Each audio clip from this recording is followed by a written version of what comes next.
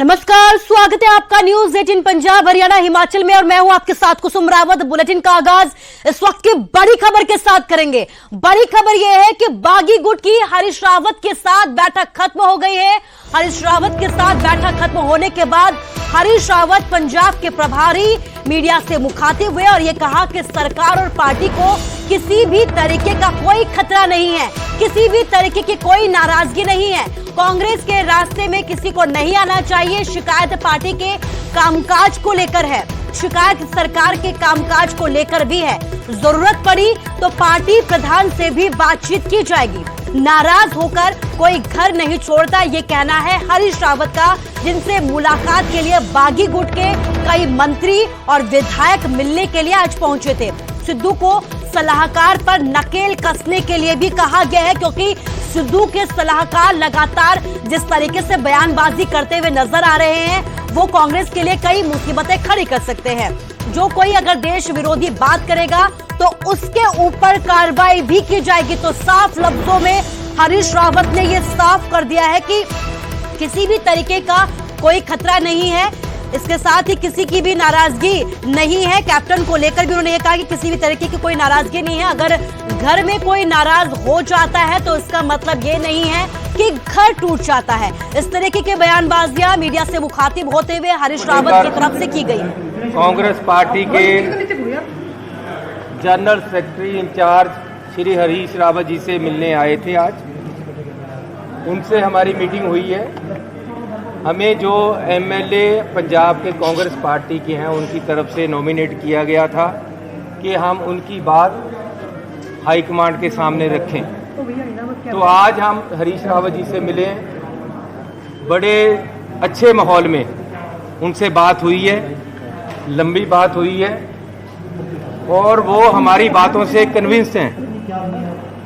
हम पंजाब के वो मसले जो अभी हल नहीं हो रहे उनको लेकर इनके पास आए हैं और इन्होंने हमारी बात सुनकर हाई कमांड से बात करने की बात की है।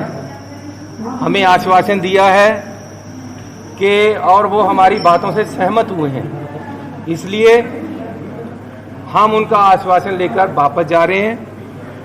वो हाई कमांड से बात करेंगे, हमें बुलाएंगे तो हम दिल्ली पहुंचेंगे। सो कांग्रेस में एक विधिवत तरीका है,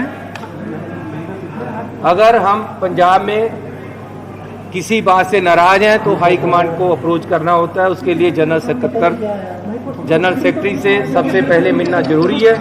उसके लिए आज हम मिले हैं इनसे और हम इनसे मिलकर इनकी जो हमें आश्वासन दिया उससे सेटिस्फाइड है और अब ये बात हमारी आगे रखेंगे। जो फैसला हाई कमांड करेगी हम उसके साथ जाएंगे।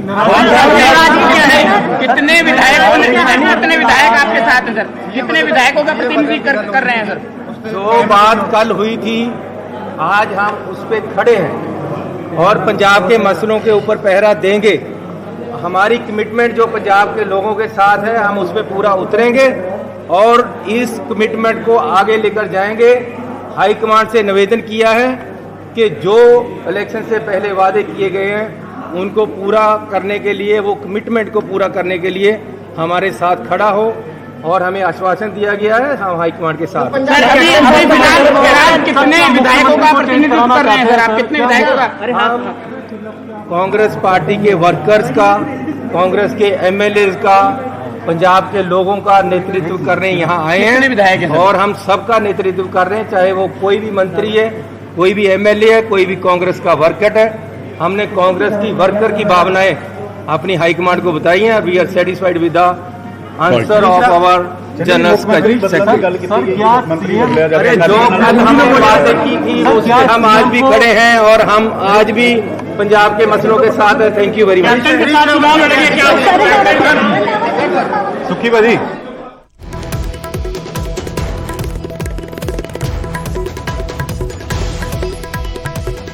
तो तो चरणजीत सिंह चन्नी को आपने सुना, जिन्होंने कहा कि हम अपनी बात को लेकर यहां पर आए थे, अपनी समस्या को लेकर हरीश रावत से मिलने के लिए आए थे, जरूरत पड़ी तो हाईकमान से भी बातचीत की जाएगी।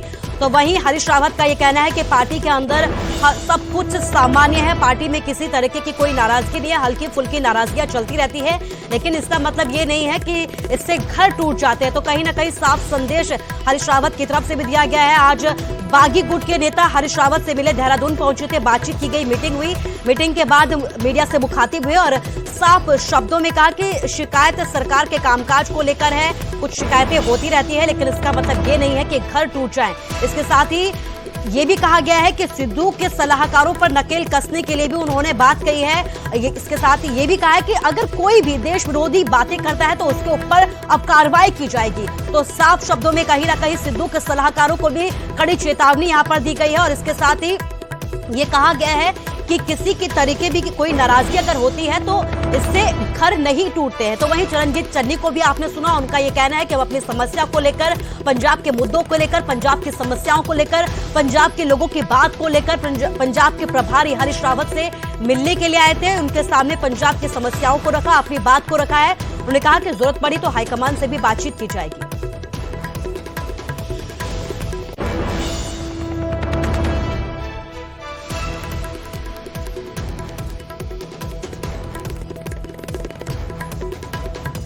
हमारे संवाददाता, मेरे सहयोगी गौरव शुक्ला मेरे साथ जुड़ गए हैं। गौरव, आज और कल आपने देखा पंजाब की सियासत में भूचाल आया हुआ है। ये भूचाल न सिर्फ पंजाब में देखने को मिला, दिल्ली तक इसका असर दिखाई दिया और अब ये देहरादून तक जा पहुंचा। तो कैसे देखते हैं इस पूरे घटनाक्रम को?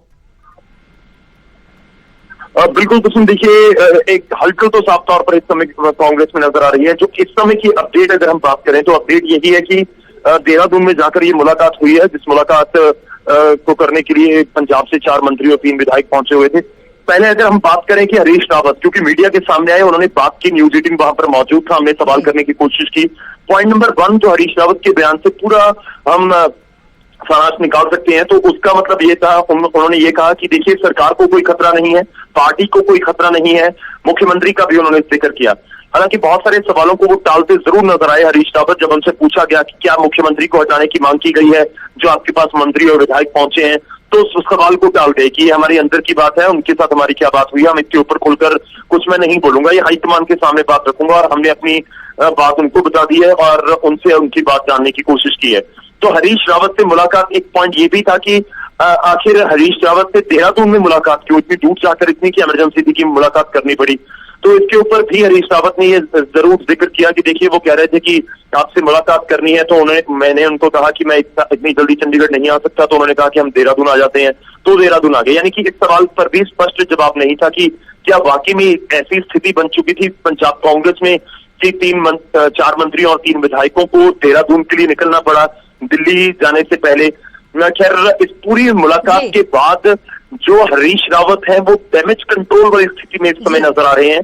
और दूसरा उन्होंने ये भी कहा है कि अगले 2-3 दिन में वो हाईकमान से भी इस बारे में बात करेंगे और फीडबैक लगातार वो दे रहे हैं, संपर्क में है हाईकमान के। जी गौरव, इस तमाम जानकारी के लिए आपका शुक्रिया।